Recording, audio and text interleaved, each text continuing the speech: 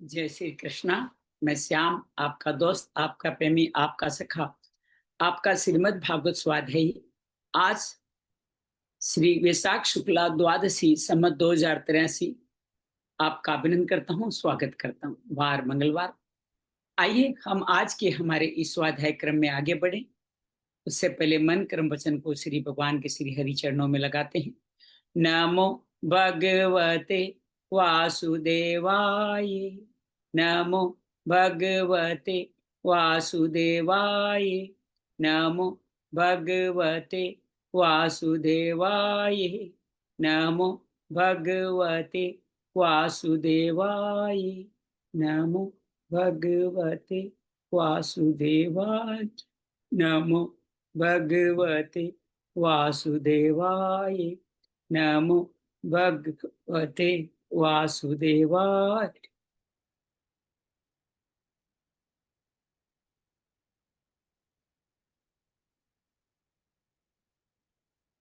वसुदेव सुतं देवं कंसचाणूरमर्दनं देवकी परमानंदं कृष्णं वंदे जगद्गुरुं। श्री कृष्ण वंदे जगद्गुरुं।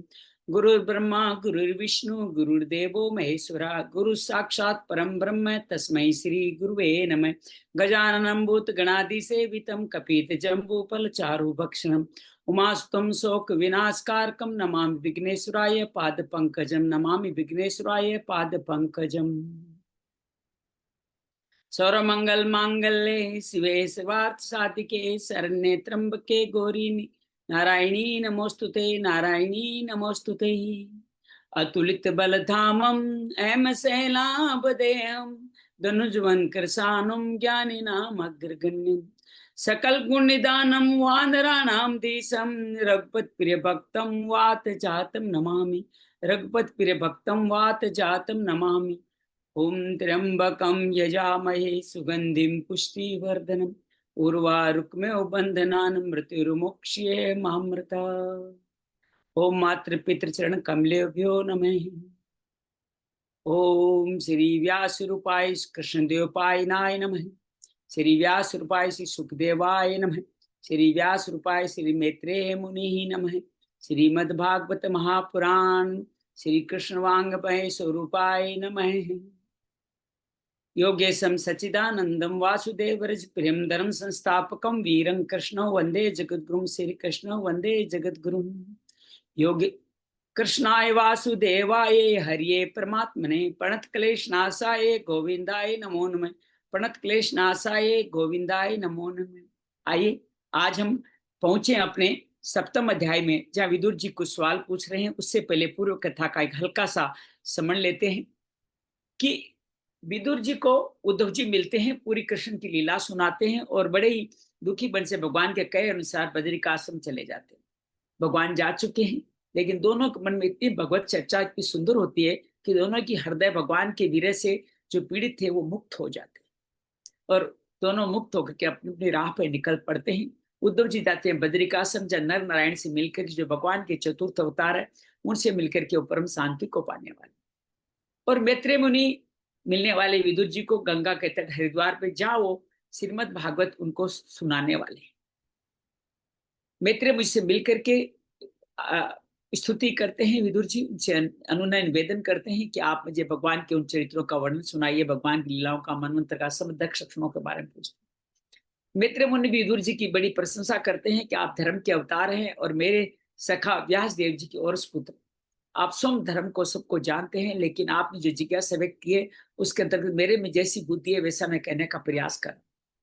संसार की सृष्टि का वर्णन करते हुए हमारे मैत्रेय जी कहते हैं कि भगवान ने जब एक से अनेक होने की इच्छा व्यक्त की तो भगवान ने अपनी माया से, अपने गुणों से अपने महत्व को उत्पन्न किया। अपनी माया में क्षोभ करके गुणों के द्वारा, कार्य काल स्वभाव के द्वारा, महत्व से अहंकार, अहंकार के तीन तरह के अहंकार, फिर पंच महाभूत, पंचम सूक्ष्म भाव, 10 इंद्रियां और मन और इंद्रियों के देवता उत्पन्न। ये 31 कहते हैं, लेकिन आमतौर पर देवताओं को अलग रखा जाता है और साथ में इन्वॉल्व है तो 23 तत्व कहे जाते हैं। 5 कर्मेंद्रियां, 5 ज्ञानेन्द्रियां, पंच सूक्ष्म महाभूत जिसको तन्मात्रा कहते हैं, 5 महाभूत और बुद्धि, मन, अहंकार और महत्व। ये 23 तत्व मिलकर के जब कोई सृष्टि नहीं कर पाते हैं और भगवान ने कैसे किया हम उस सबको जानते हैं। एक एक करके पहले पंच तत्वों से शब्द आया, सबसे आकाश आया, आकाश से स्पर्श आया, स्पर्श से वायु आई, वायु से तेज आया, तेज से अग्नि आई, अग्नि से रस आया, रसना और उसके बाद रस रसना आए, उससे उत्पन्न हुए आपके वरुण देवता, वरुण देवता से नीचे आप जाके पृथ्वी देवता, पृथ्वी आई, गंध आई, और इस तरह से आप सब दिशाओं के अलग अलग, कानों की दिशाएं हैं, नासिका के आपके वायुदेव है, मुख के आपके वरुण देव है, इस तरह अलग अलग, हाथों के इंद्र है, पैरों के विष्णु है। चतुर्धर्म की भी बात हुई, कैसे हाथ मुख से ब्राह्मण उत्पन्न हुए और हाथों से क्षत्रिय, और उसके बाद में उत्पन्न हुए आपके वैश्य जंघाओं से जो सबकी जीविका की आपूर्ति करते हैं शूद्र सेवा करेंगे। यहाँ स्पष्ट किया गया कि शूद्र हल्के नहीं है, पैरों में विष्णु का स्थान है। पहली बात तो विष्णु तुल्य है। दूसरी बात, धर्म अर्थ काम मोक्ष 4 तरह के पुरुषार्थ कहे गए हैं। ब्राह्मण मोक्ष के लिए ही कार्य कर सकते हैं, क्षत्रिय कामना के लिए, और अर्थ के लिए वैश्य काम करते हैं। ये बात मेरे लिए बहुत अद्भुत रही, बहुत अनोखी रही, मेरे जीवन में बहुत इसका फर्क पड़ेगा। और उसके बाद में कहते हैं शूद्र धर्म का पालन सिर्फ धर्म के, बाकी सब दूसरों के लिए धर्म का पालन करते, वो अपने लिए स्वधर्म का पालन करना है, अर्थात सेवा ही स्वधर्म का पालन करना है। तो इस तरह से इन चारों धर्म की प्राप्ति हुई। और हमने कल छठे अध्याय में इस बात को अच्छी तरह सुना कि भगवान की माया सबको मोहित करने वाली है। रुद्र देवता भी समर्थ नहीं है, उस श्री भगवान को हम नमस्कार करते हैं। आइए हम आज के सप्तम और अष्टम अध्याय को करने का प्रयास करेंगे। थोड़ा विलंब हुआ है, उसके क्षमा प्रार्थी हूँ, क्योंकि मेरी ट्रेन लेट थी। मैं करीब 7:45 बजे तो घर ही पहुंचा, नहाया धोया, तुरंत हाथ के हाथ साधना करी और फिर आपके सामने आया। श्री ओम नमो भगवते वासुदेवाय। अथ सप्तमोऽध्याय। श्री शुकवाच एवं पुराणं मैत्र्यं द्वीपायन सुतो बुधः प्रियन्य भारत्या विदुर प्रत्यभास्ते। मैत्री जी का ये भाषण सुन करके, ये बात संवाद सुन करके बुद्धिमान विदुर जी ने उन्हें अपनी वाणी से प्रसन्न करते हुए ऐसा कहा। फिर स्तुति करने वाले विदुर्वाच ब्राह्मण कथम भगवश्चित् मात्रस्या विकारिणः लीलिया चाप्युज्य निर्गुण से गुणा क्रिया। हे विदुर जी, हे ब्राह्मण, भगवान तो शुद्ध, बड़ा सुंदर सवाल पूछते हैं, थोड़ा अंदर जाइएगा आनंद आएगा। शुद्ध, बहुत शुद्ध, निर्विकार निर्गुण, उनमें कोई विकार नहीं है, कोई गिर नहीं है, शुद्ध है। उनके साथ लीला से भी गुण और क्रिया का संबंध कैसे होता है? वो लीला और गुण में क्यों फंस गए, क्यों उनमें क्षोभ किया, क्यों उनके अंदर सब कुछ उत्पन्न करने की इच्छा हुई? क्रीड़ामुद्यो वृश्य कामश्च क्रीड़ास्य अन्यतः सस्वतर तत्स्य च कथम निवृत्त से सदा अन्यत। बालक में तो कामना और दूसरों के साथ खेलने की इच्छा रहती है, इससे खेलने के लिए प्रयत्न करता है, लेकिन भगवान तो स्वयं नित्य तृप्त पूर्ण काम सर्वदा असंग है। वे क्रीड़ा के लिए क्यों संकल्प करेंगे, अर्थात संसार की उत्पत्ति उन्होंने क्यों करी? बड़ा अनोखा सवाल है। और मैं भी ऐसा बार सोचता हूँ, भगवान सृष्टि उत्पन्न न करते तो क्या जाता? हम सब सुख दुख और इस भेद में तो नहीं आते। अरे हम में भगवान तो खेल खेल रहे हैं। भगवान चाहते हैं कि सामान्य व्यक्ति का दुख क्या हो, सुख क्या हो, उसको भगवान समझे, और वही भगवान हमारे सामने इस रूपों में हमारे साथ अनुभव कर पा रहे हैं। अक्षाक्षित भगवान विश्व गुणमया आत्म माया तथा स्थापत्य बुद्धि पर्यत्याभिदास्यति। भगवान ने अपनी गुणमयी माया से जगत की रचना की, ये मानता हूँ।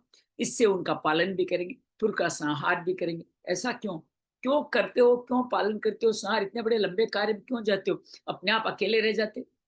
कितना सुंदर अद्भुत सवाल है, आप इसके अंदर बने रहेगा। देश काल तो यो वसावसास तथा श्रोतो अन्यतः अविलुप्ता बोधात्मा सयुज्यता जया कथम। जिसके ज्ञान का देश काल और अवस्था से अपने आप या किसी दूसरे निमित्त से कभी लोप भी नहीं होता, उनका माया के साथ किस प्रकार संयोग हो सकता है? जिनका लोप नहीं। अरे भाई, वो एक से एक विदुर जी, आप कहाँ से होते? आप मैत्रेय मुनि से सवाल कैसे पूछ रहे होते? तो भगवान की माया ही आप में है और वही मैत्रेय जी में। भगवान एक एवं सर्वक्षेत्रे व्यवस्थित है, अमुष्टि दुर्ग भत्व वाक्लेशो वा कर्म भी कुत है। एकमात्र ये भगवान ही समस्त क्षेत्रों में उनके साक्षी रूप से स्थित है। फिर दुर्भाग्य किसी पर कर्मजित क्लेश की प्राप्ति कैसे हो सकती है? सब में भगवान है, फिर लोगों को दुर्भाग्य मिलता है, दुख मिलते हैं, असुर होते हैं, क्लेश करते हैं। ये सब भगवान क्यों करते हैं? ए तस्मने मनोविदन खिद्यते ज्ञान संकटे तन प्राणाउद विवो कश्मल मानसम। भगवान के अज्ञान से कन पड़कर मेरा मन बड़ा खिन्न हो रहा, आप मेरे मन के इस महान मोह को कृपया दूर कर दीजिए।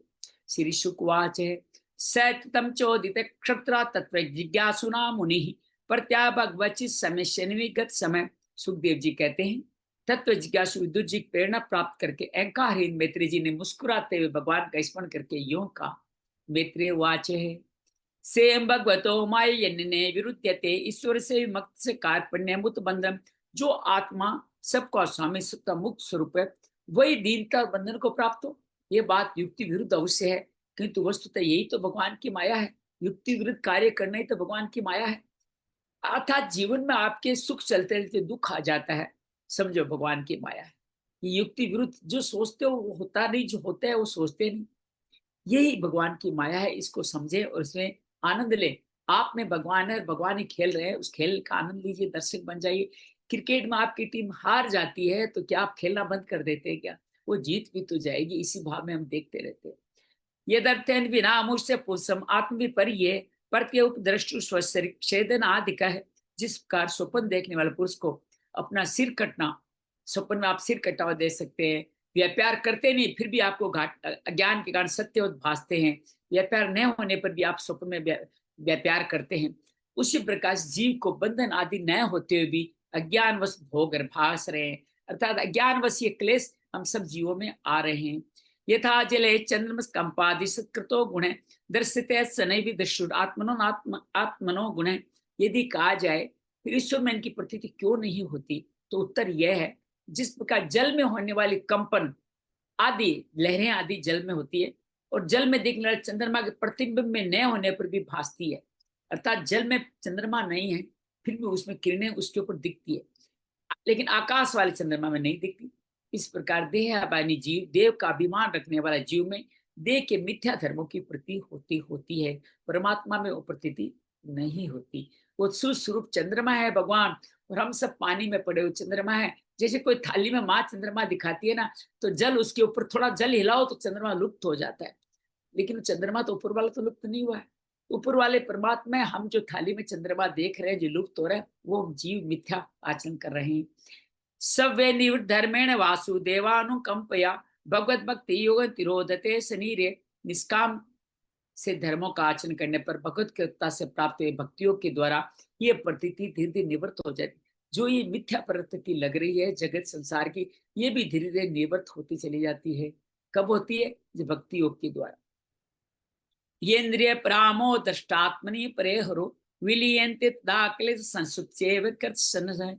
जिसमें समस्त इंद्रियां विशेष हटकर साक्षी परमात्मा श्री हरि निश्चल भाव से स्थित हो जाती है, उसमें गाढ़ निद्रा में सोए मनुष्य के समान जीव के राग द्वेष आदि सारे के लिए सर्वथा नष्ट हो जाते हैं।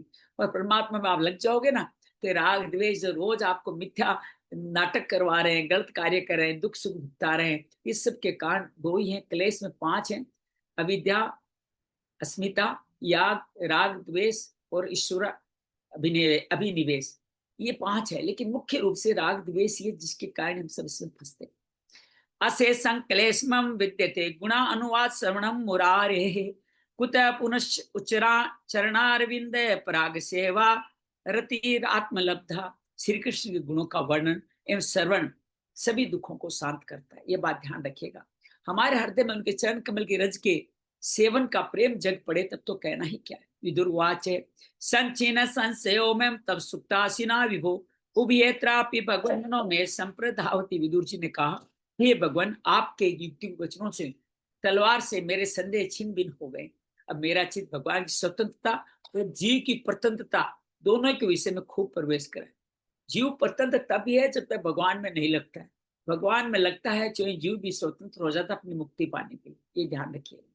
साध्यत्यद व्याहत विधन्नात्मन माया न है हरे आव्यात्पाद निर्बल विश्वमूलम यद भई। विद्वन, आपने बात बहुत ठीक कही है। जीव जो क्लेश आदि की प्रतीति हो रही है उसका आधार केवल भगवान की माया है। ये क्लेश मिथ्या एवं निर्मूल है, क्योंकि इस विश्व का मूल कारण ही माया का अतिरिक्त और कुछ नहीं है, सब कुछ माया है। यश मूढ़ तमो लोकेश बुद्धे है परम गतः ताबो सुख में दिद किलिश्चय अंतरितो जन। इस संसार में 2 प्रकार के लोग सुखी हैं। या तो जो बहुत मूढ़ ज्ञानग्रस्त है, जैसे कोई पागल है, वो अपने पेड़ भी अपनी डाली बैठो डाली भी काटता है तो भी प्रसन्न रहता है, तो एक तो मूढ़ प्रसन्न है। दूसरे जो बुद्धि आदि से अतीत भगवान श्री कृष्ण को प्राप्त हो चुके हैं।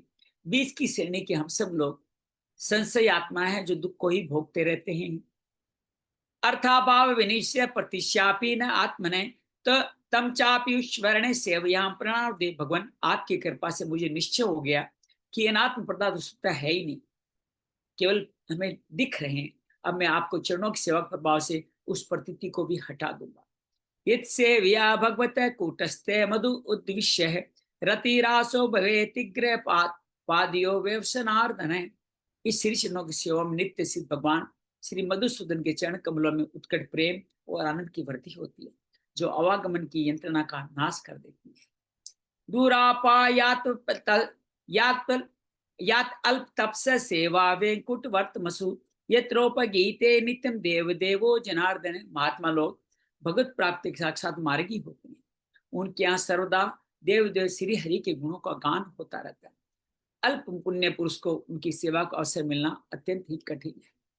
शिष्टाग्रे महादिदिनी स्वीकारण्य अनुक्रमात् तेभ्यो विराज मुदरते तमनो परविशधि बहु।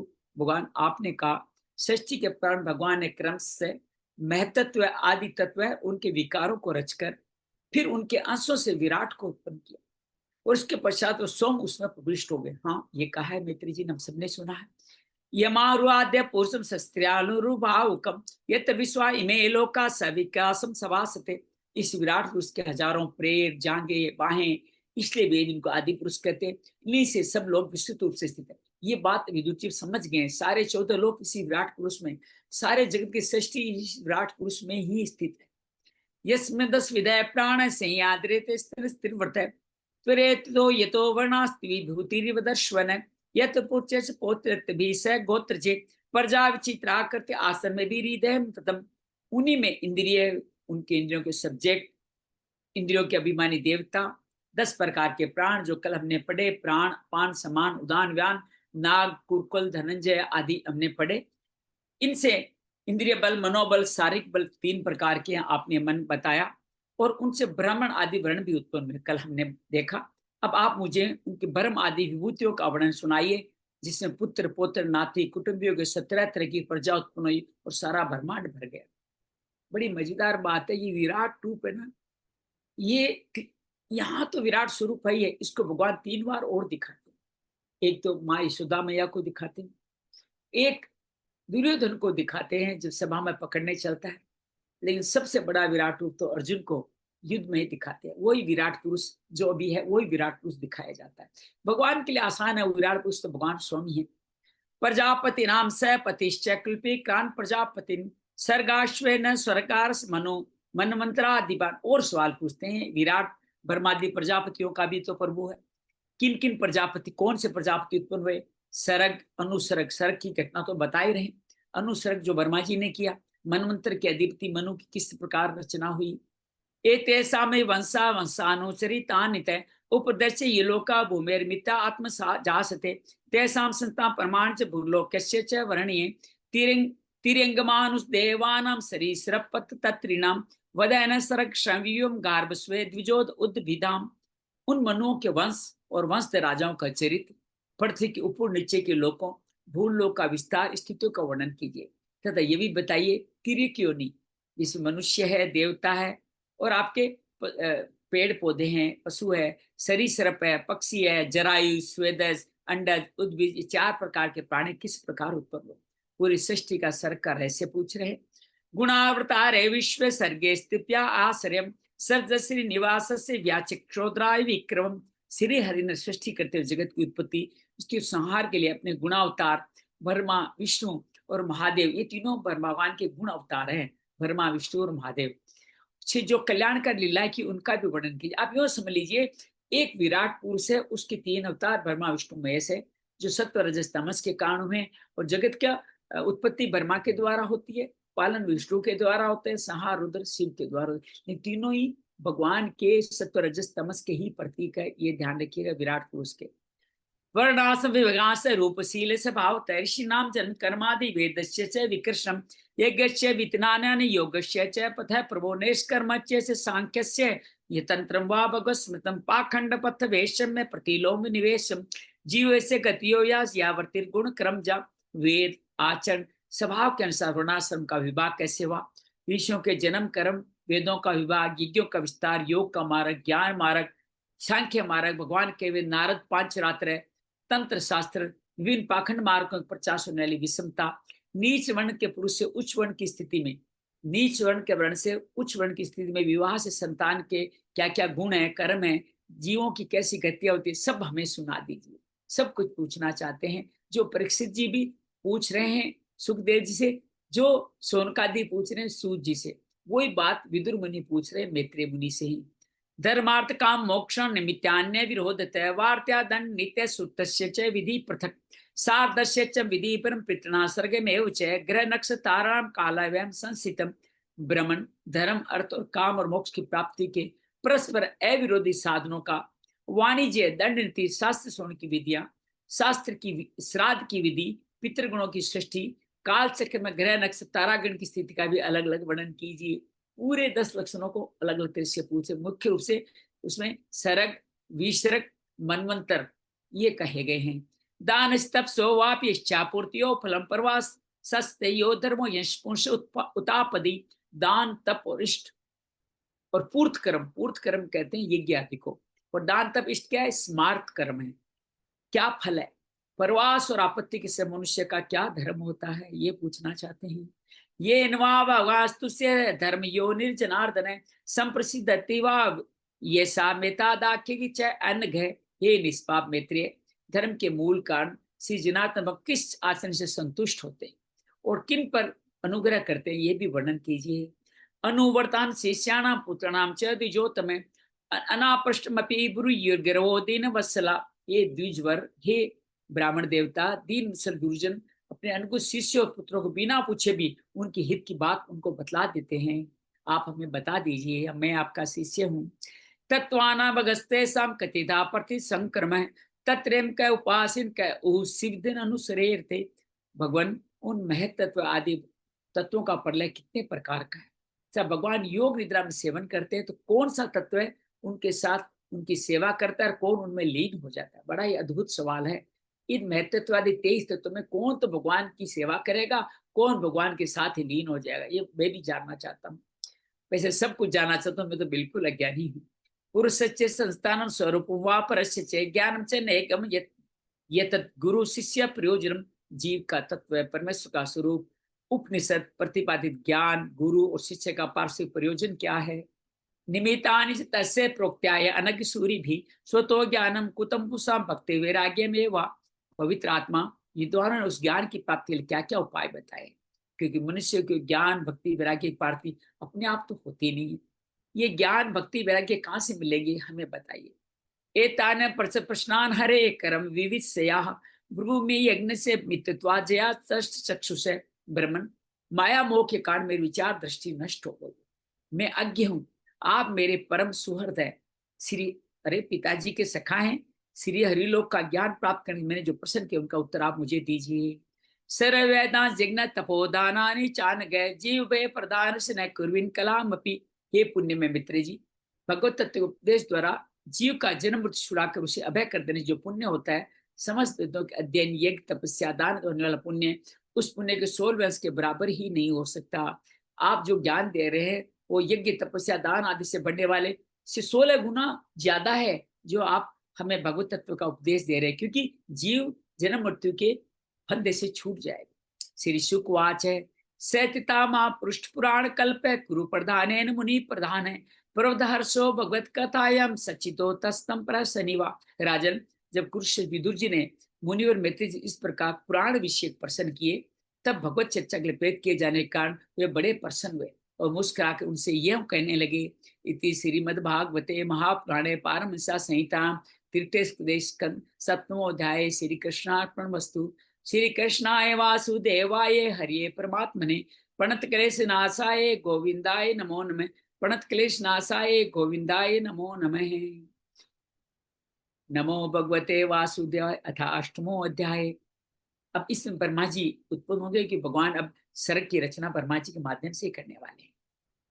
मैत्रेवाच सत्सेवनियो बत्पुरुषो यत लोकपालो भगवत प्रधान बभुविहिताजित कीर्ति मालाम पदे पते नूतन यस्य भिक्षम। विदुर जी, आप भगवत भक्तों में प्रधान लोकपाल यमराज सोम है।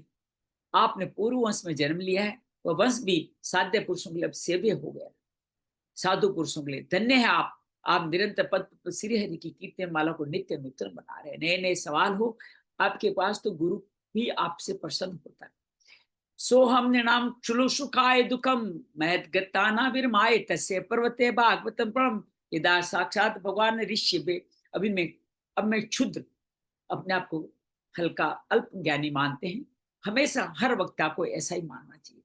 विशेष सुख की कामना से महान दुख को मोल लेने वाले पुरुषों की दुख निवृत्ति के लिए श्रीमद् भागवत पुराण प्रारंभ करता हूँ। अब देखा जाए तो अब श्रीमद् भागवत पुराण प्रारंभ हो रहा है, जिसे स्वयं श्री शंकरकृष्ण भगवान ने, अभी नया शब्द है शंकरकृष्ण भगवान। बलराम जी को शंकरकृष्ण कहते थे और बलराम जी किसके अवतार थे? शेष अवतार थे। तो आदि शेष ने सबसे पहले सनकादि ऋषियों को सुनाया। अब आदि ऋषि ने कहां से सुना? अरे वो भगवान के साथ रहते थे। भगवान ने जब ब्रह्मा जी को चतुर्थ श्लोक की भागवत सुनाई तो शंकरकृष्ण ने भी सुनाई और शंकरकृष्ण ने उसका विस्तार करके सनकादि को सुना दिया। और आगे कैसे परंपरा चलती है आइए देखिए। आसीन मुर्व्या भगवंत माध्यम संकर्षण देवम कुंठ सत्वम सत्व सत्वमतः परस्य कुमार मुख्या मुनियोत्परक्षम। अखंड ज्ञान स्वरूप आदिदेव भगवान संकर्षण पाताल लोक में विराजमान थे। सनत कुमार आदि ऋषियों ने परम पुरुषोत्तम ब्रह्म का तत्व जाने उनसे कुछ प्रश्न किया। तब कोई सवाल पूछे बिना कोई कुछ नहीं सुनाता। सोमेवेदिश ने बहुमान्यंतम यम वासुदेवादि धाम मनंती प्रत्यक्षता क्षाम्बुज कौशमी से दुन्मिलियंतम विभुधो ही दया है। उसमें शेष जी अपने आश्रय स्वरूप परमात्मा की मानसिक पूजा कर रहे थे। शेष जी उसमें क्या कर रहे थे?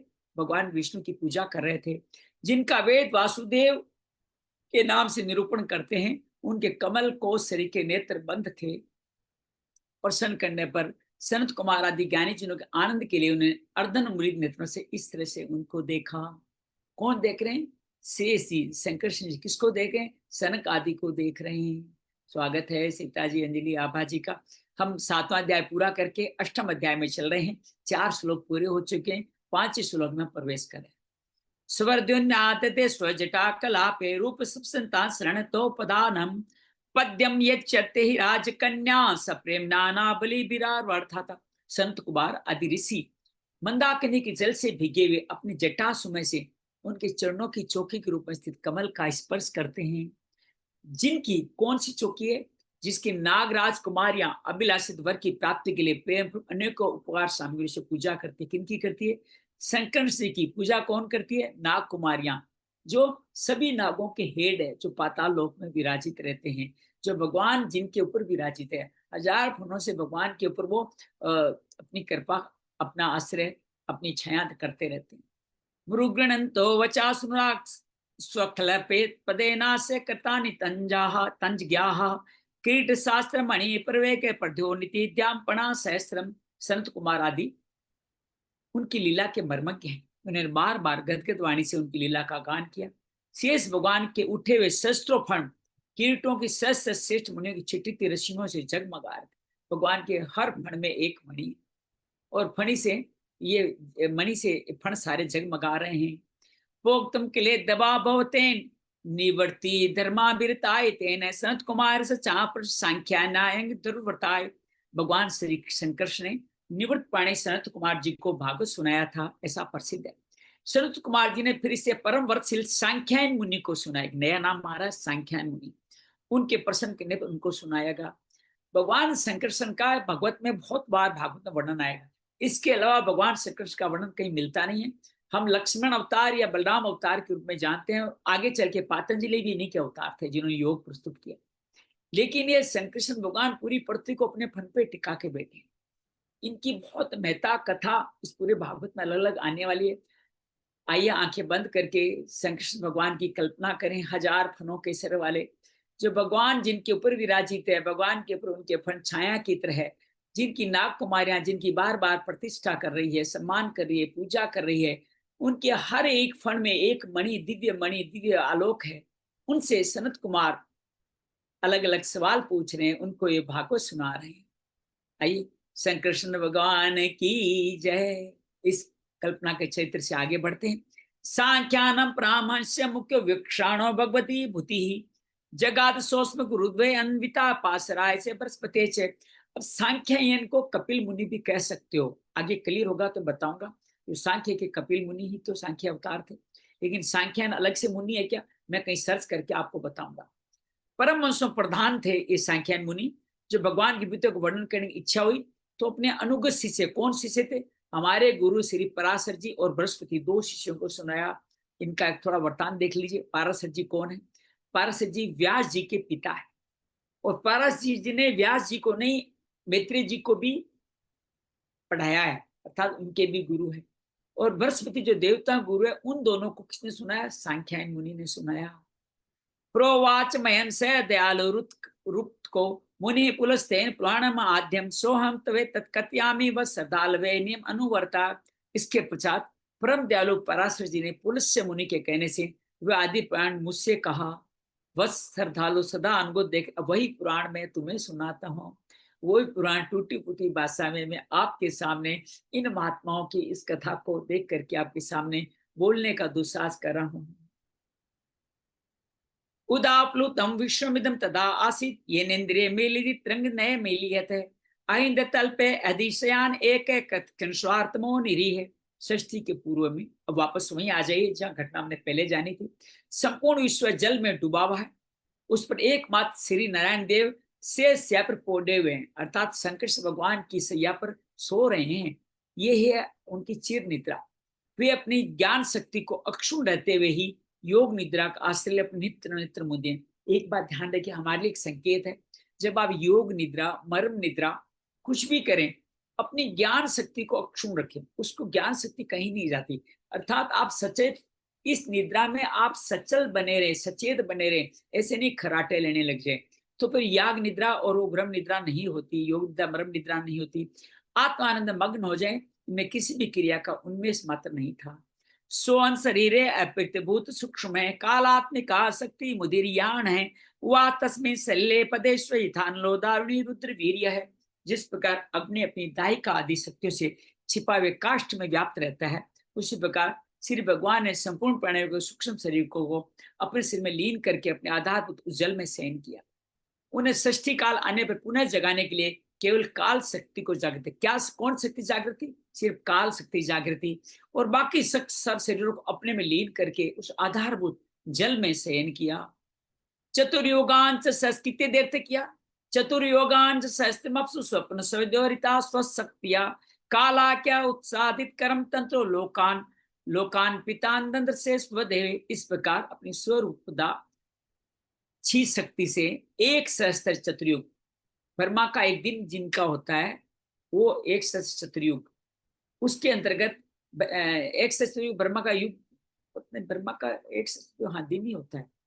चतुर्युग जल में शयन किया। अनंतर जब उन्हीं के द्वारा नियुक्त उनकी काल शक्ति ने, जो काल शक्ति उनका पैरा देके जीवित थी, उन्होंने जीव के कर्मों की प्रवृत्ति के लिए प्रेरित किया। उन्हें जीवों के कर्मों की प्रवृत्ति प्रेरित, तब उन्होंने अपने सिर लीन हुए, अनंत लोग देखे। काल शक्ति ने कहा, उठिए भगवान, समय हो गया है, आपके अंदर सारे लोग विराजित है, सब लोग अब आना चाहते हैं, कृपया महासर्ग संपन्न करें।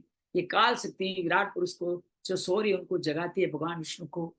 तस्या सूक्ष्माभिनिविष्टृष्टे रंतो ग्रथो रसातनियान गुणेन कुलानुगतेन विद्य सुवियास्दबिते नाभिदेशात्। जिस भगवान की दृष्टि अपने लिंग शरीर आदि, लिंग कहते हैं स्थूल शरीर को, सूक्ष्म तत्व पड़ी, तब काल आश्रित रजोगुण से क्षुभित होकर सृष्टिना निमित्त उनके नाभि देश से बाहर निकला। तो काल, जो काल आश्रित रजोगुण था वो उसमें मंथन हुआ, और सृष्टिना के निमित्त रजोगुण से होती है। रजोगुण है ब्रह्मा का प्रतीक, उनके नाभि देश से बाहर निकला। स पद्म कोश सहोदुतिष्ठ कालेन कर्म प्रतिबोधनेन सौरोचिषा तत्सलीलम विशालम विद्योन्नत इवात्म योनि। कर्म शक्ति को जागृत करने के लिए काल के द्वारा विष्णु भगवान नाभि से प्रकट हुआ सूक्ष्म तत्व है, कमल कोश के रूप में सहसा ऊपर उठा, और उसने सूर्य के समान अपने तेज से सपार जल राशि को दीप्यमान कर दे। वो कमल उनकी नाभि से ऊपर उठा, और जो जल राशि थी उसको पूरा रोशन कर दिया, उसको परिभाषित कर दिया, प्रकाशित कर दिया। तलोपद्यम से उ एव विष्णु प्रावि विश्व सर्वगुणा अभासम तस्मिन् स्वयं वेदमयो विधाता स्वयं भुवः यम संवेदन्ति सो अभूत। संपूर्ण गुणों को प्रकाशित करने वाले उस स्वर्ग लोक में कमल से विष्णु भगवान ही अंतर्यामी रूप में प्रविष्ट हो गए। तब उसमें से बिना पढ़ाए गौर करना, संपूर्ण वेदों को जानने वाले साक्षात वेद मूर्ति से ब्रह्मा जी प्रकट हुए, जिन्हें लोग स्वयं भू भी कहते हैं। लेकिन कहां से हुए? भगवान कमल विष्णु भगवान ही प्रविष्ट हो गए, तब उनमें से ये वेदों के जानकार पैदा है। अर्थात भगवान का विराट अवतार तो है, ये ब्रह्मा भी भगवान का अवतार है, बल्कि हम सभी भगवान के अवतार है। ये जिस दिन हम समझ लेंगे ना हम सब भगवान के अवतार है, उस दिन जीवन अलग हो जाएगा। अपने अंदर भगवान को देखना, समझना, जाना कितना अलौकिक होता है। और हर एक में भगवान को देखना, अरे भगवान तेरा ये रूप भी है, ये रूप भी है, तो यहाँ रुद्र रूप में या क्रोध रूप में, पता नहीं कितना कष्ट पा रहा है इस शरीर में आकर के। कोई आपके लिए गलत करे, आपकी आलोचना करे, आप गलत बात, तो उसके लिए प्रार्थना करो, हे भगवान आप कितना दुख पा रहे हैं इस शरीर में, इस व्यक्ति ने आपको कितना दुख दिया, हे भगवान इसका भी कल्याण करो और आप भी मुक्त हो जाओ। तो ऐसा है भगवान का रूप, स्वयं वो भगवान। तस्याम चाबुरु कृणिकायामवस्थितो लोक पश्यमान परिक्रमण योमनि निविवर्तने तत्चत्वारिलिभे अनुजित मुखान। उस कमल की गद्दी पे बैठे वर्मा जी जब कोई लोग कुछ दिखाई नहीं दिया, तब आंखें फाड़कर आकाश में चारों ओर गर्दन घुमाकर देखने लगे। चारों ओर गर्दन घुमा देखने से क्या हुआ? वर्मा जी के चार मुख पैदा हो गए। चार मुख, जिनको चार वेद भी कहते हैं, और चार मुखों का एक और भाव है जो है मैत्री, करुणा, मुदिता, उपेक्षा।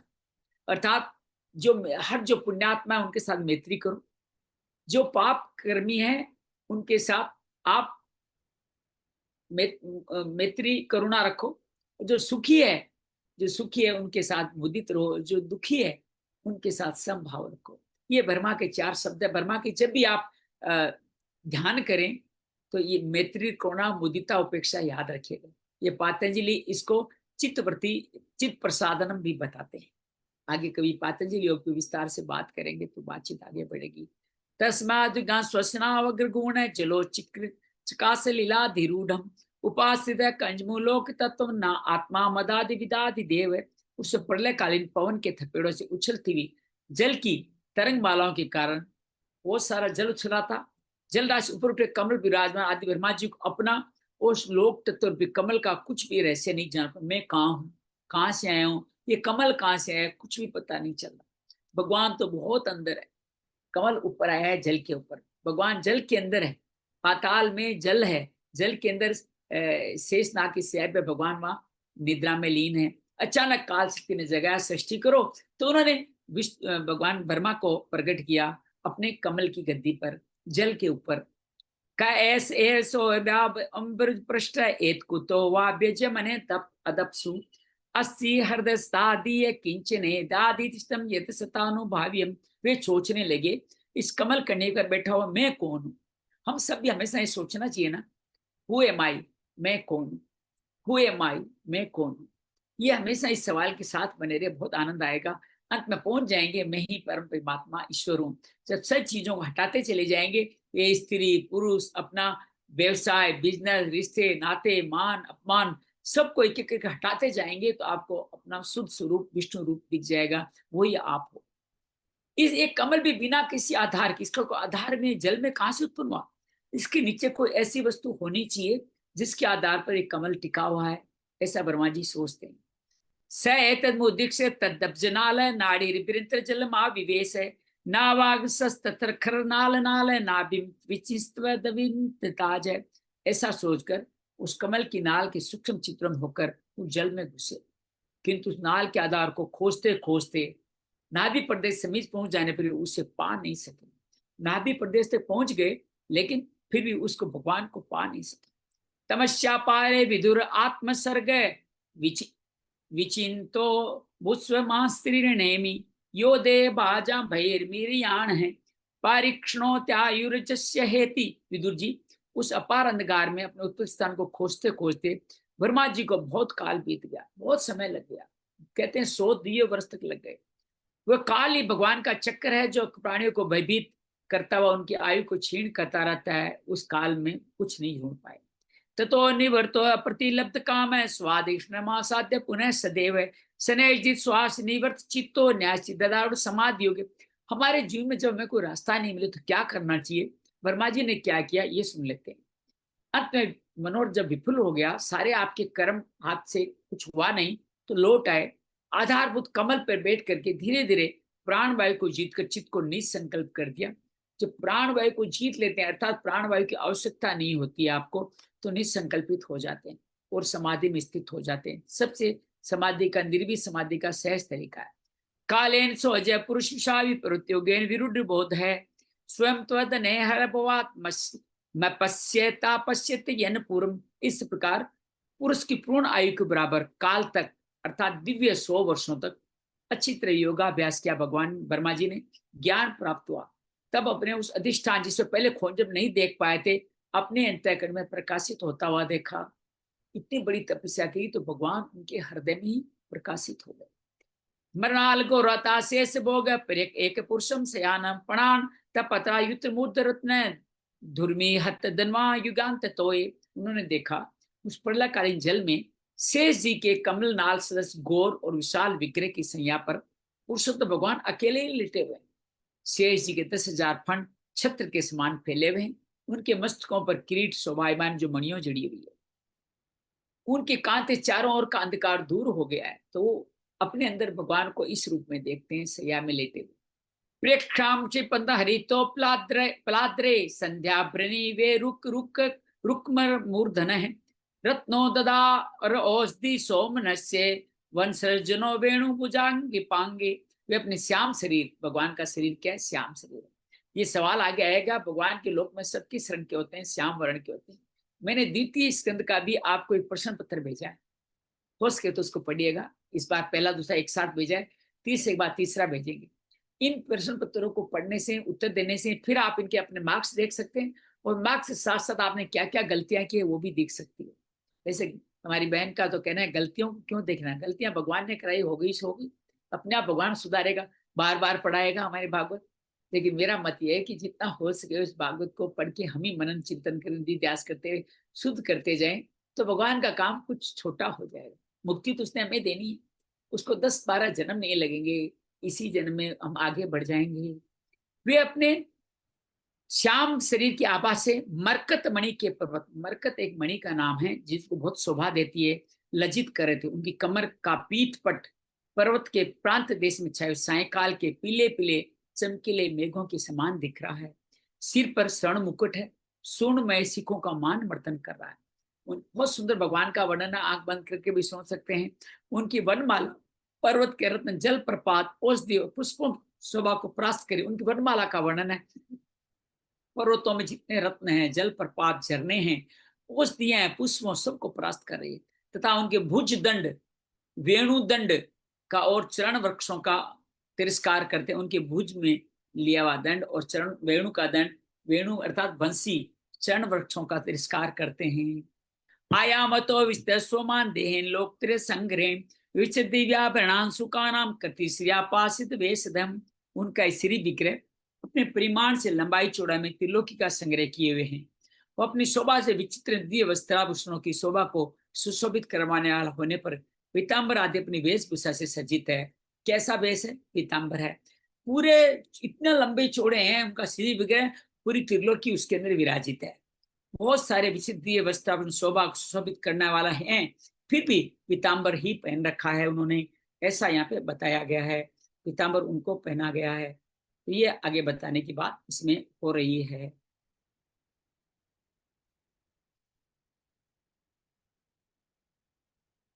अगला श्लोक 26वां श्लोक। पुंसाम स्व कामा वियुक्त मार्गे चरताम काम दुधागी पद्यम प्रदर्शयन्तम कृपया नख्यन्तु मयोख्याना बुरा अंगुली चारुपत्रम। उन्होंने अपने अभिलाषा की पूर्ति के लिए बगल मारुत पूजा करने भक्तजनों के लिए कृपा पूर्वक अपने भक्त वाचा कल्प तरु चरण कमलों का दर्शन दे रहे हैं। अर्थात भगवान के चरण कमलों का दर्शन ही हमारे समस्त इच्छाओं की पूर्ति कर देगा।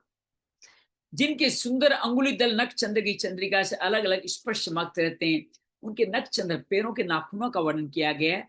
वहां चंद्रमा, आप देखिए नाखून में एक चंद्रमा सा होता है, अलग अलग अंगुली दल अलग अलग दिखाई दे रहे हैं। और भगवान के 10 पैरों के दल से समस्त सृष्टि उत्पन्न हुई है, ये ध्यान रखिएगा।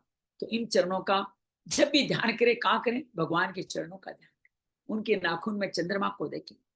मुखेन लोक आरती तिस्मेन परिस्फुर कुंडल मंडितेन श्रेणायते धातर बिंबासा प्रिय सेन सुप्रभा। सुंदर नासिका है उनकी, अनुग्रह वर्षी भौएं हैं, कानों में झिली मिलाते हुए कुंडलों की शोभा है, बिंबा फल के समान लाल लाल अधरों की कांति है, एवं लोग करतिहारी मुस्कान से युक्त मुखारबिंद के द्वारा वे अपने उपासकों का उपास समान अभिनंदन कर रहे हैं। अपनी नासिका के द्वारा, भौं के द्वारा, कुंडलों की शोभा से लाल लाल अधर कैसे दिख रहे हैं, जैसे एक लाल लाल फल सा होता है ना, जिसको बिंबा फल कहते हैं, जिसको खाने से, जिसको कई लोग अपने पहले पुराने जमाने में होठों पर भी लगाती थी माताएं, तो वो जंगल में होता है फल, उसकी आभाक से, मुस्कान से युक्त है। कंदप किंजल कले विस्वास्वल कर्तमे कलया नित्यम बेहारण चा अनंत धनेन वत्स श्री वत्स वल्लभेन। वत्स उनके नितम देश नीचे का हिस्सा करें, कदम्ब कुष्ठ की केसर के समान पीले वस्त्र हैं, सुर्णमयी मेखला जिसको करधनी कहते हैं सुशोभित है, वक्ष स्थल में अमूल्य हार है, और सुनी रेखा वाले श्रीवत्स चिन्ह, इस श्रीवत्स चिन्ह का आगे जिक्र आएगा। ये वत्स चिन्ह भृगु जी ने उनके पैर में जो लात मारी थी, उनसे वहां हृदय में श्रीवत्स का चिन्ह बना था।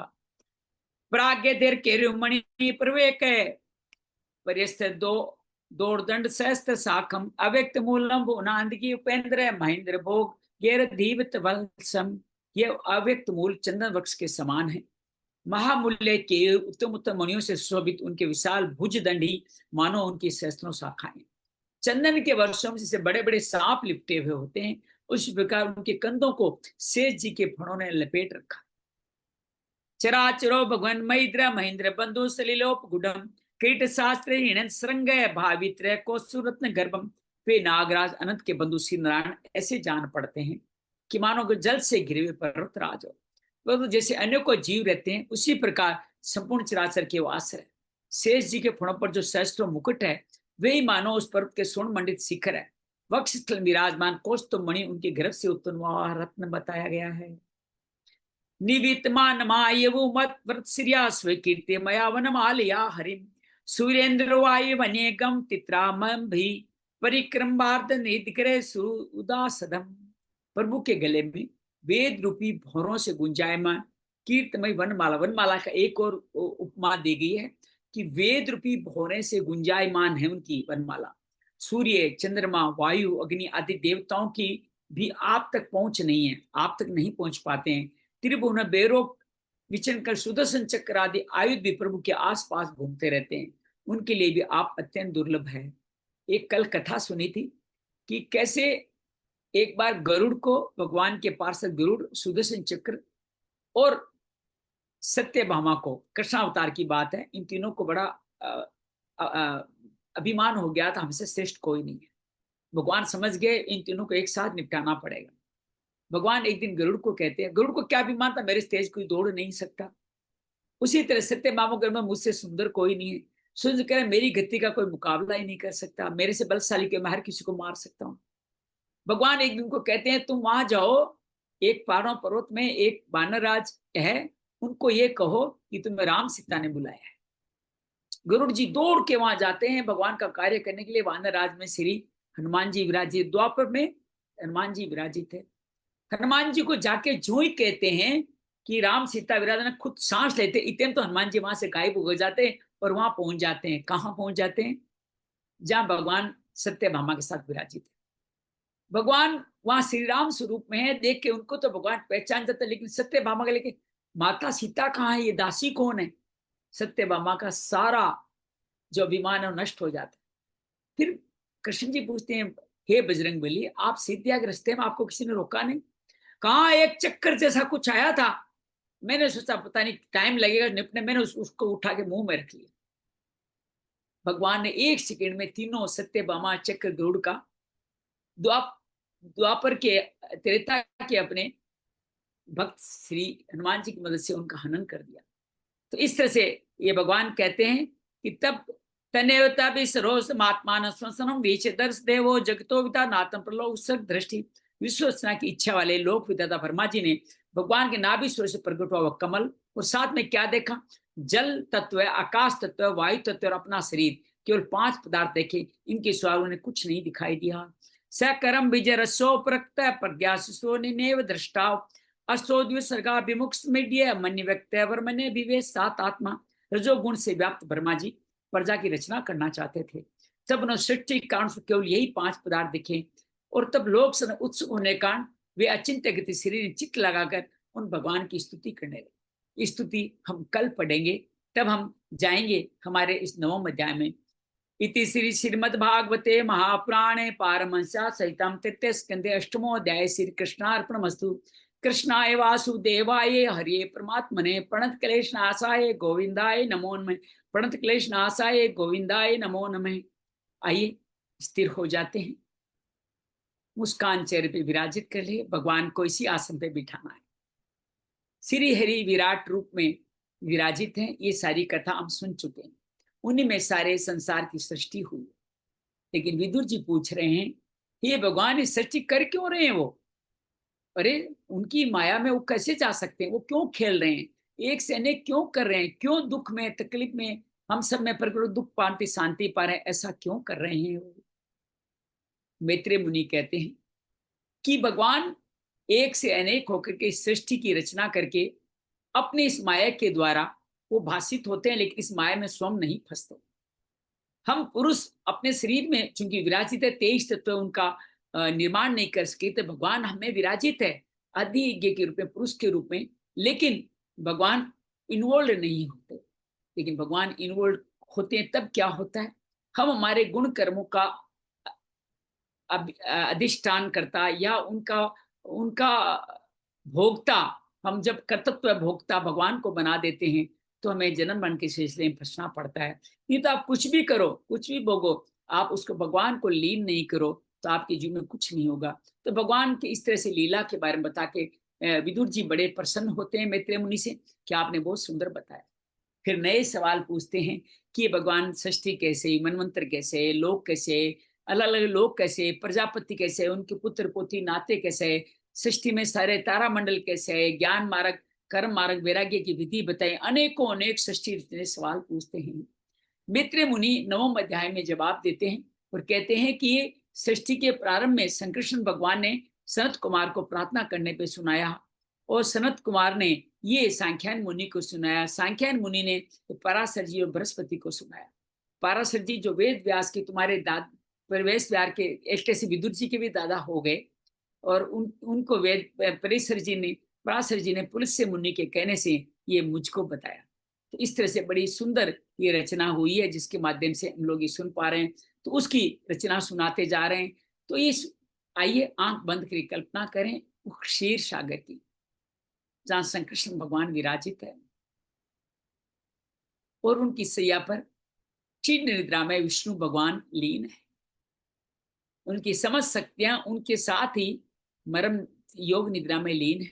सिर्फ काल शक्ति ही बाहर है। काल शक्ति जो गणना कर रही है कब दिव्य एक सहस्त्र चतुर्युग कब कंप्लीट हो जाए। जो ही एक सहस्त्र चतुर्युगी कंप्लीट होते हैं भगवान को जगाते हैं, हे भगवान उठिए, अब सृष्टि की रचना का समय हो गया।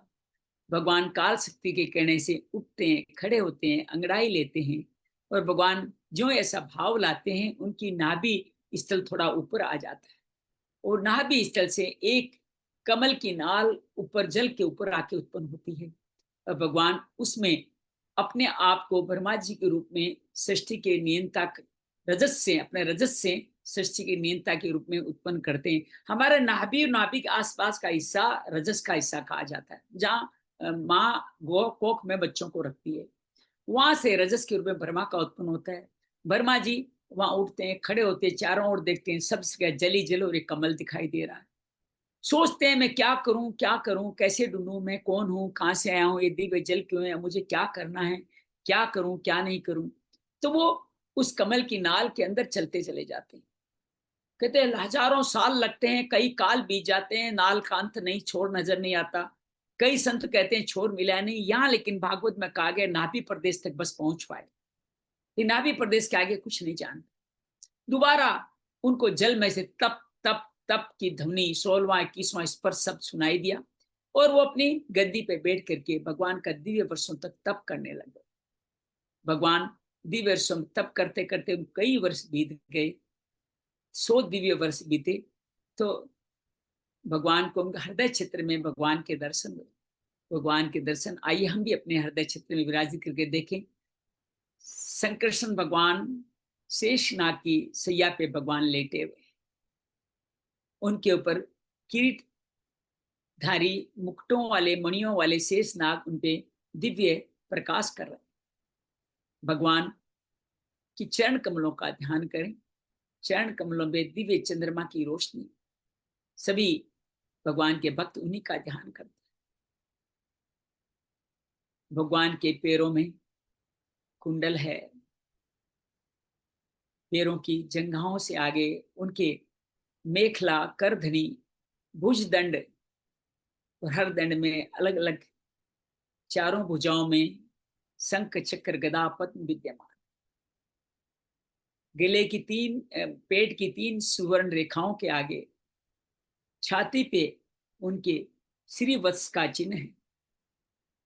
गले में वनमाला विद्यमान है, वनमाला जिसमें संसार की समस्त सौंदर्य विद्यमान है। हजारों पर्वत, उनके झरने और हजारों औषधियों पुष्प भी उसके सामने कुछ नहीं। ऐसी दिव्य वनमाला उनके गले में विराजित है। भगवान के कानों में कुंडल है, श्याम वर्ण है, चेहरे पे सुंदर, ललाट पे तिलक है, सुंदर मुकुटधारी। भगवान की आभा अद्भुत है। भगवान की इस आभा को देख करके ब्रह्मा जी मोहित हो जाते हैं और इस भगवान के स्तुति करने लगते हैं। ओम श्री ब्रह्माय नमः, श्री विष्णु भगवान, श्री शेषनाग, श्रीमन नारायण नारायण नारायण, भजमन नारायण नारायण नारायण, श्री विदुर नारायण नारायण नारायण, श्री मैत्रेय नारायण नारायण नारायण, श्री सुखदेव परीक्षित नारायण नारायण नारायण, श्री सूत जी सोनकादि नारायण नारायण नारायण, श्री विदुर मैत्रेय नारायण नारायण नारायण। भगवान के अनेक रूप संशय उपादान नारायण नारायण नारायण, भगवान की ये क्रीड़ा नारायण नारायण नारायण, भगवान की योग माया नारायण नारायण नारायण, समस्त सृष्टि उत्पन्न नारायण नारायण नारायण, श्री शेषनाग नारायण नारायण नारायण, श्री काल शक्ति नारायण नारायण नारायण, श्री सत्व स्वरूप विष्णु भगवान नारायण नारायण नारायण, श्री कमल नाल नाभिदल नारायण नारायण नारायण, श्री राजसपुत्र ब्रह्मा नारायण नारायण नारायण, सहस्र चतुर्युग नारायण नारायण नारायण, सहस्त्र दिव्य रस नारायण नारायण नारायण, तप तप नारायण नारायण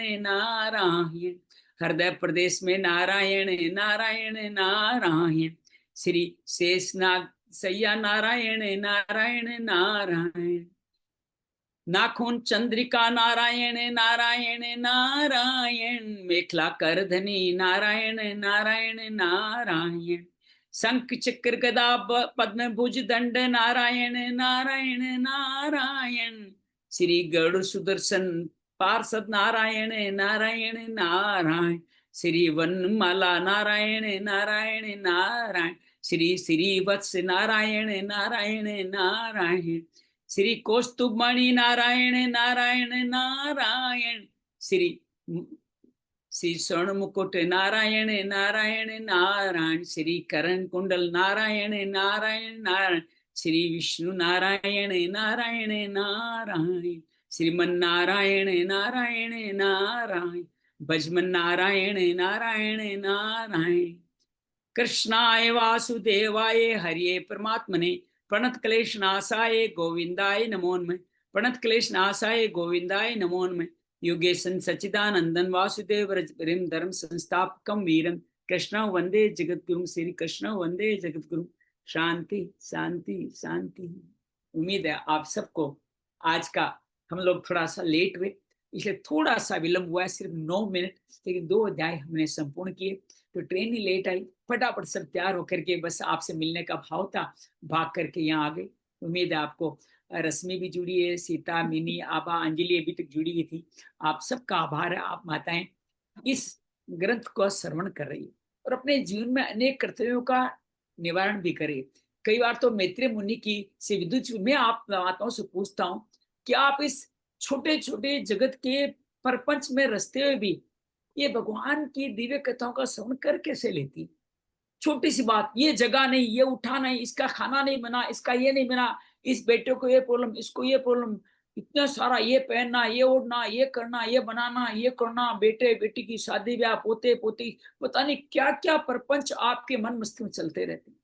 और उसके बावजूद भी आप भगवान की भजनों की, आज देखिए ना, सारी सारी माताएं हैं।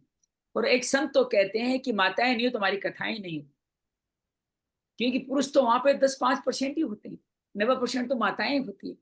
तो दिव्य है आपके भगवान ने कैसे सृष्टि करी, आपको सब कुछ देते हुए भी आप में भगवान की भक्ति का अंश विद्यमान रखा है। और लोग कहते हैं माताएं मुक्ति नहीं पा सकती, मैं तो कहता हूँ मुक्ति का आधार भगवत स्वरूप माताएं ही है।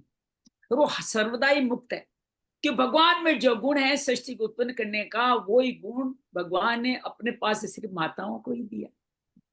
तो सब माता भगवान स्वरूप है, बस माताएं अपने कोख का सम्मान करके अपने समान भगवान के इस दिए हुए इस दिव्य गुण का सम्मान करें और अपने समान अपने से भगवान के स्वरूप का वो भी वहां पे प्राकट्य करें, तो भगवान और माता में कोई फर्क नहीं।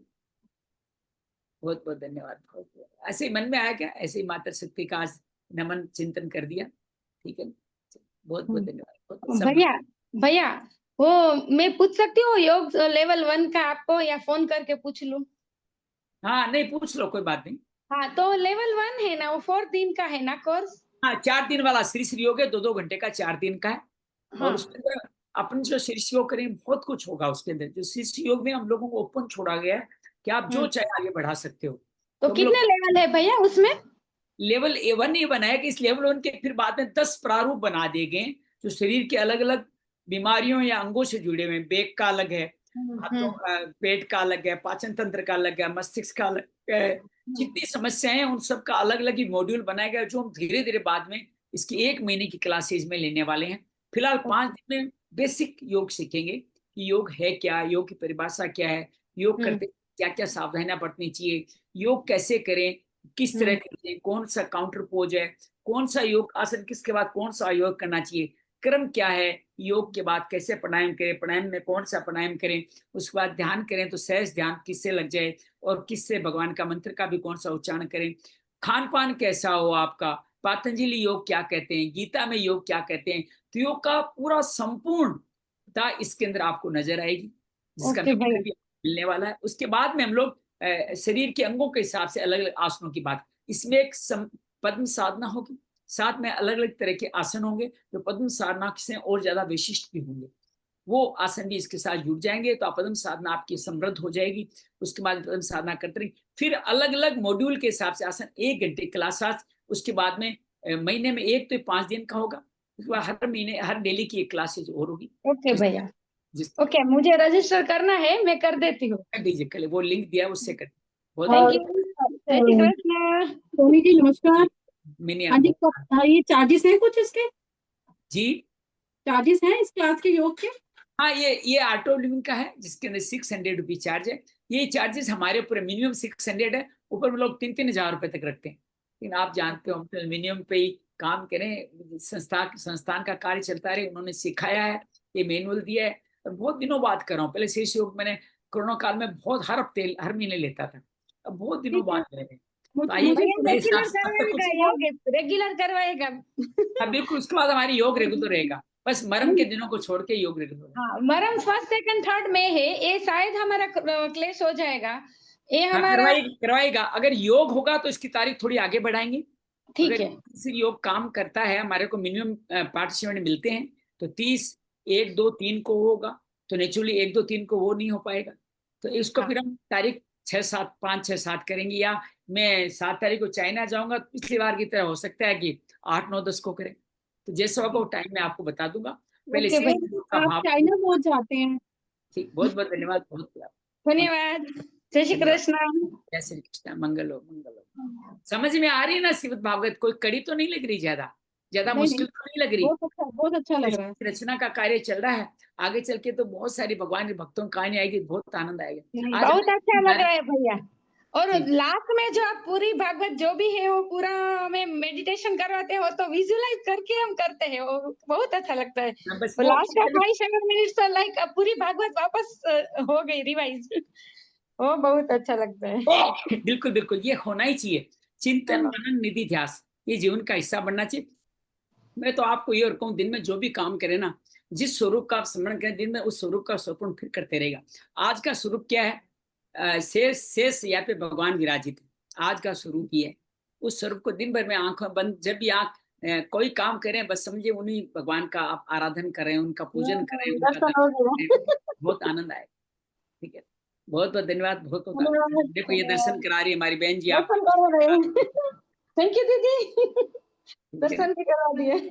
हाँ, तो आप ये दर्शन भी देख सकते हैं किस तरह से। देखो ये वही बैठे हैं आपके, देखिए बड़ी तस्वीर हाँ। कर दी हमने। इस तरह से भगवान विराजित है, किस तरह से ब्रह्मा जी उनके नाल से उत्पन्न हो रखे हैं, और कैसे हजारों मनिया उनको सोच, जो जो हमने अभी इस भागवत में बताया ना, उसी के अनुसार का ये चित्र है। ये चित्र है। से शीर्ष आगे विराजित है, उन्हीं का ये चित्र आप यहाँ देख पा रहे हैं। बस इसका ध्यान करें, आज इसका ध्यान करके देखें, कल को नया रूप आएगा, उसका ध्यान करें। ठीक बहुत है बहुत भैया, धन्यवाद, बहुत बहुत धन्यवाद। बस ऐसे इच्छा थे कुछ भागवत को बस ऐसी प्यार भरी बातों से जीवन उतारने का प्रयास करें। इसलिए भगवान ने ये बस हमारे मन में संदेश, जैसे भगवान ने एक से अनेक होने की इच्छा करी ना, उसी तरह भगवान ने कहा हाँ, ये कथा यहाँ से भी इस तरह से भी होनी चाहिए। तो भगवान ने ये कथा का हमारा भाव पकड़ा, खुद विराजित होकर आपके सामने सब बातें कर। सबका मंगल हो, मंगल हो। इनको अनंत भगवान बोलते हैं हम लोग, अनंत भगवान। भगवान की बोलते हैं अनंत अनंत चतुर्दशी आती है ना, चतुर्दशी मानी जाती है अनंत भगवान। अनंत चतुर्दशी को इनकी पूजा करते हैं, इसीलिए मैं तस्वीर लाई थी। अनंत चतुर्दशी को पूजा करते हैं। 2 दिन बाद वृंदावन में इनका बहुत बड़ा मंदिर है अनंत भगवान का। ये इनका बड़ा महत्व है। आगे संकृष्ण भगवान की और बातें भी आएगी इस कथा में, तो बहुत अच्छी तरह से इनका महत्व समझ पाएंगे। बहुत बहुत धन्यवाद, बहुत बहुत आभार। जय श्री राम। जय श्री राम।